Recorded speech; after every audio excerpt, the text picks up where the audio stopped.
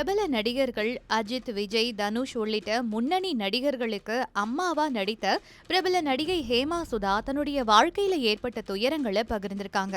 சின்ன வயசுலயே செழிப்பான குடும்பத்துல வளர்ந்த இவங்க தந்தைக்கு புற்றுநோய் ஏற்பட்ட காரணத்தினால இவங்களுடைய குடும்பம் கடுமையான பொருளாதார சிக்கலை சந்திச்சதாகவும் அதனால படிப்பு கூட தொடர முடியாம தாயின் தாலிய அடமானம் வச்சதாகவும் தெரிவிச்சிருக்காங்க.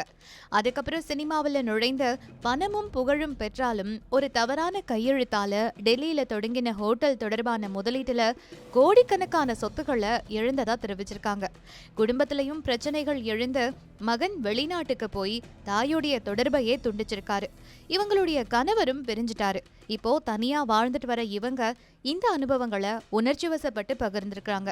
இவங்க தமிழ் மட்டும் இல்லாம பல மொழிகள்ல 250க்கும் மேற்பட்ட படங்கள்ல நடிச்சிருக்காங்கிறது குறிப்பிடத்தக்க ஒன்று.